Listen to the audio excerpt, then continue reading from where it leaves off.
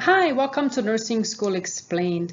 This is part 3 of the playlist EKG interpretation and goes over the basics of normal intervals of the EKG as well as rules to memorize. If you haven't already done so, I highly recommend watching my other videos about basic electrophysiology as well as the video on how to read the EKG paper and determine the heart rate.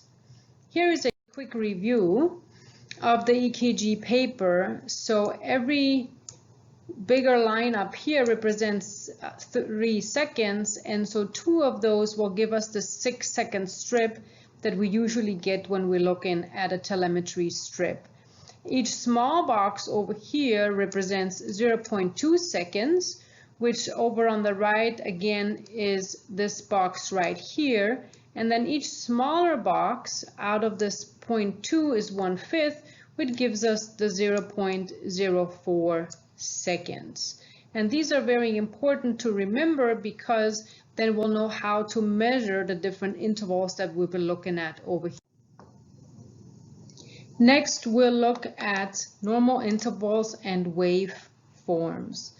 These are things that you will have to memorize in order to be able to interpret dysrhythmias or really any kind of EKG rhythm. First of all, we'll be looking at the isoelectric line, which is this line that all of the waves should come back to. So it starts right here, goes across, and see every time the waves either come above or below the isoelectric line, every time they return back to this line, which is normal. Secondly, our PR interval or PRI, the normal length of it is 0.12 to 0.2 seconds, which are 3 to 5 small boxes. So this would basically be 1, 2, 3 small boxes would be the minimum, to 5 boxes right here. So the PRI should not be longer than 5 boxes right here. And the PRI represents atrial depolarization, and the shorter the PRI is, the faster the heart rate typically is. Now, if the PRI is abnormal, meaning less than 0.12, or more than 0.20 seconds, that means that there is some sort of a problem going on. Now, if we look at our heart and the 4 chambers, and remember the PRI looks at atrial depolarization. So here we have our SA node, and then we have the AV node. And the PRI basically measures the time it takes for the impulse to travel through the atria from the SA to the AV node. Now, if it's abnormal, if it's shorter, that means that we can have some ectopic irritated cardiac cell. Remember that every cardiac cell has the ability to initiate an impulse, and if it gets irritated or excitable, it can start firing.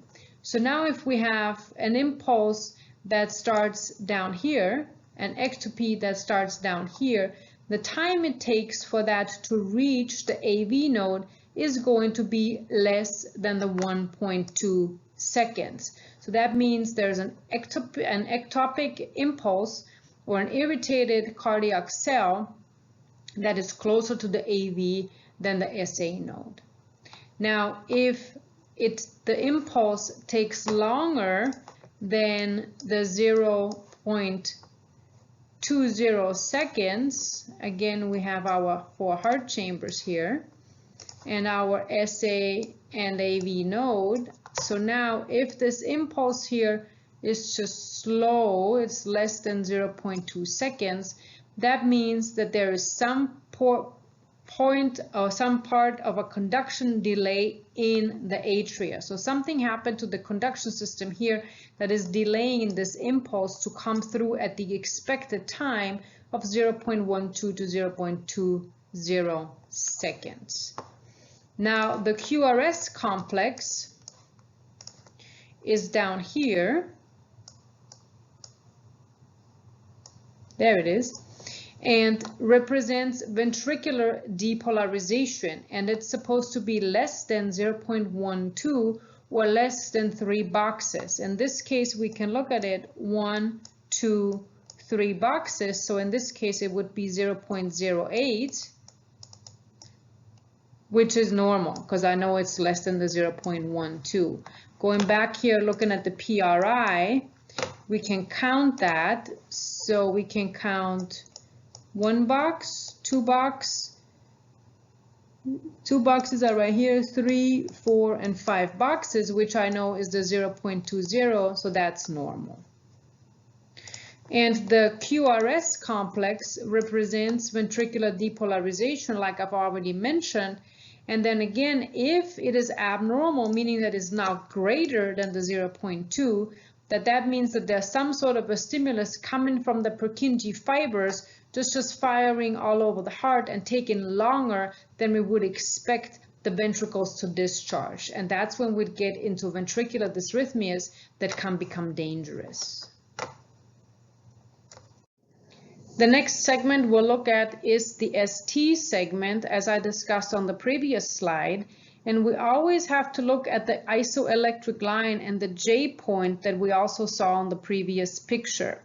So here, the ST segment always comes back to this isoelectric line. And one box here, one small box, represents on the vertical axis 1 millimeter, as you can see over here. Now, if it is 1 millimeter above or below the isoelectric line, as we can see in this example over here, so the dotted line here is the isoelectric line, but this ST segment is way above the isoelectric line. So that is ST elevation. And ST elevation means that there is either myocardial injury or infarction. And you've probably heard of a STEMI, meaning ST elevation myocardial infarction. And that is not a good thing to happen to a patient because they are having a heart attack right there in front of you. So if you see ST elevation in a patient with complaint of chest pain, shortness of breath, dizziness, syncope, anything like that, it's a heart attack happening right there in front of you, so you need to act accordingly. Now, not looking at ST elevation, but the other option that we have here is ST depression. So again, the dotted line here is the isoelectric line. Now this time, the ST segment is depressed. It doesn't come back to the isoelectric line. And ST depression usually means ischemia. And ischemia usually is the precursor to infarction. So if you have a patient who was admitted, let's say for chest pain, or coronary artery disease or angina, or any of these diagnoses, and now you see ST depression on their rhythm strip, you want to make sure that that patient is okay, because eventually this ischemia will lead to injury or infarction, and then of course that can be a bad outcome for our patient.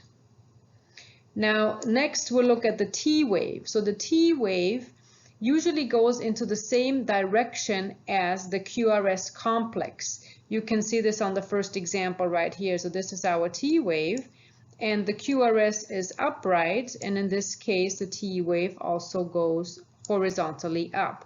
Now an abnormal T wave would be a T wave that goes the opposite direction of the QRS. So this would look something like this. Here we have the QRS, and then the T wave kind of is inverted.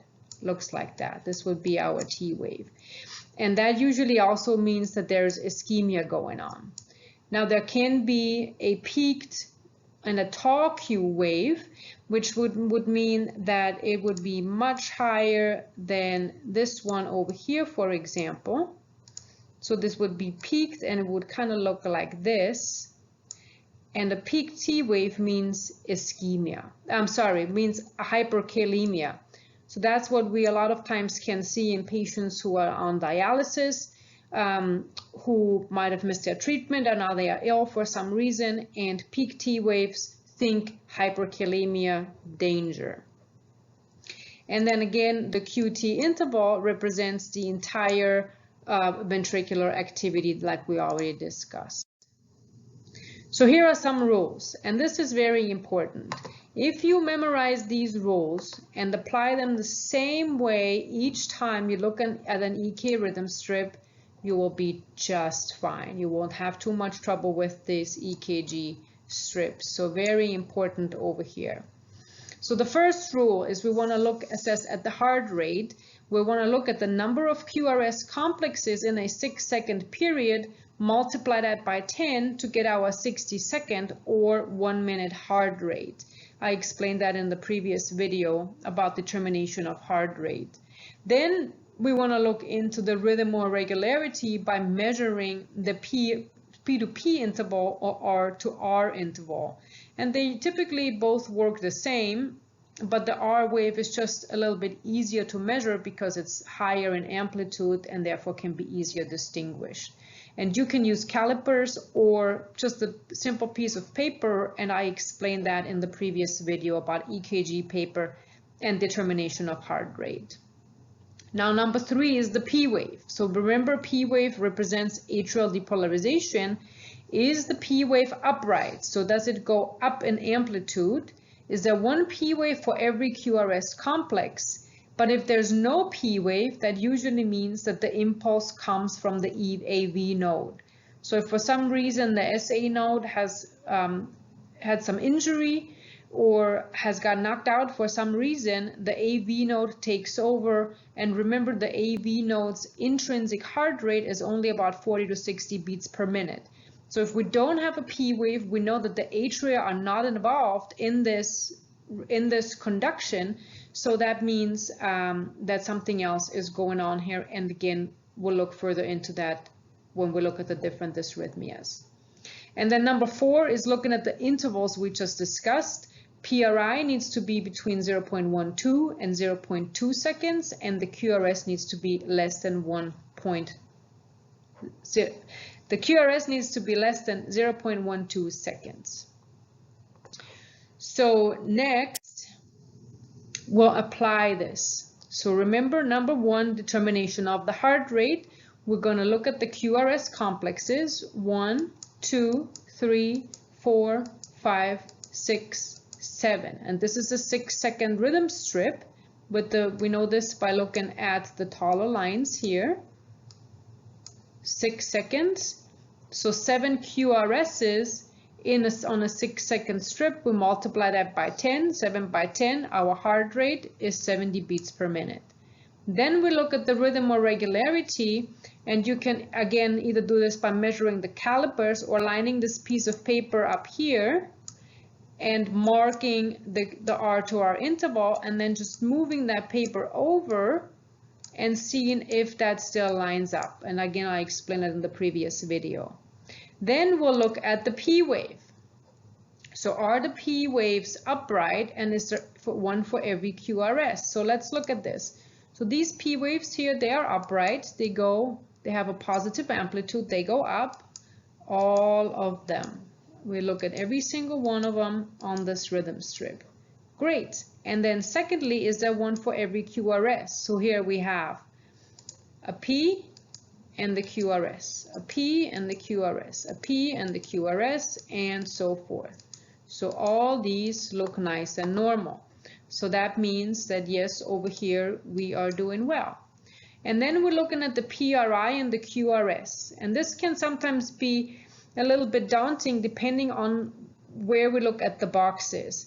And remember, you can also use the calipers to measure that. The other option is to find a PRI and the QRS that kind of start at a box that's easy to look at.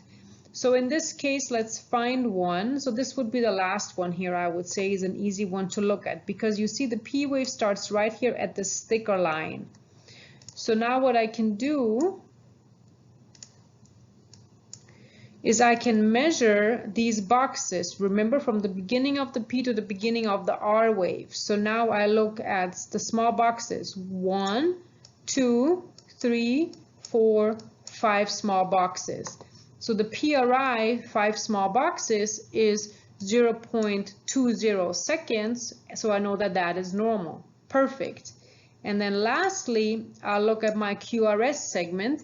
And again, I find a place where the QRS maybe starts at a line. So I like this complex here because it helps me when I look at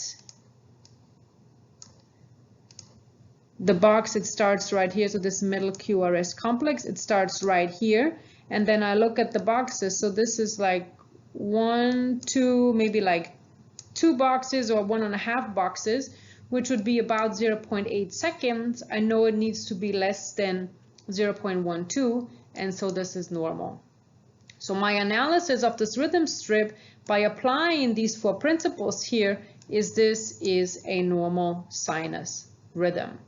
And these 4 things, looking at heart rate, rhythm, P wave, is it upright, 1 for every QRS, and at the intervals by memorizing what they're supposed to be. If I apply that every single time, I won't have too much trouble with EKG interpretation. Here are some credits and references for other EKG rhythms. And then please also watch the other videos in my EKG interpretation playlist about basic electrophysiology and the basics of EKG paper and determination of heart rate, as well as upcoming videos about sinus rhythms, atrioventricular blocks, and ventricular dysrhythmias. I hope you enjoyed this video and it helped to clarify EKG interpretation. Please share, subscribe, leave me comments, and I'll see you again soon. Thanks for watching Nursing School Explained.